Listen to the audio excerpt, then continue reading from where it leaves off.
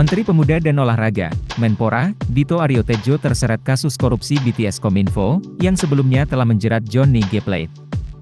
Menteri Pemuda dan Olahraga, Menpora, Dito Aryo Tejo mengaku siap memberikan kesaksian apabila diperiksa Kejaksaan Agung terkait dugaan kasus korupsi Base Transceiver Station, BTS, 4G Kementerian Komunikasi dan Informatika, Kominfo, periode 2020 hingga 2022.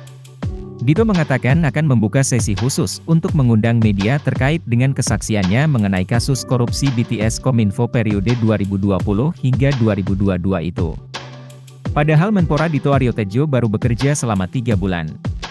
Putra dari Ari Prabowo Aryo Tejo itu dilantik Presiden Joko Widodo pada 3 April 2023. Dito dilantik untuk menggantikan Zainuddin Amali yang mundur dari jabatannya untuk menduduki kursi Wakil Ketua Umum PSSI.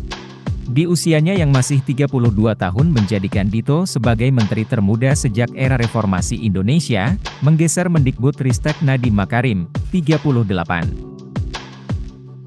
Tim penyidik pada Direktorat Tindak Pidana Khusus, Jampitsus, Kejaksaan Agung, Kejagung, bakal memanggil Menpora Dito Aryo Tejo pada Senin, 3 Juli 2023, pagi esok.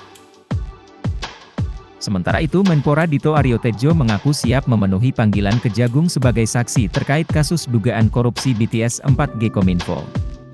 Menurutnya pemanggilan semacam ini adalah sebuah tantangan yang harus dia lalui sebagai seorang pejabat publik.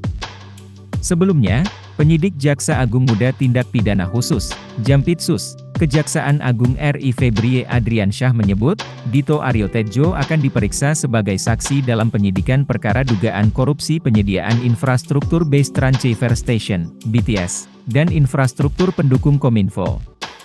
Kejaksaan Agung menetapkan 8 orang tersangka dalam perkara yang merugikan keuangan negara sebesar 8,32 triliun rupiah itu. 6 dari 8 tersangka itu telah berstatus sebagai terdakwa yang kini dalam proses pembuktian di persidangan Pengadilan Tipikor Jakarta Pusat.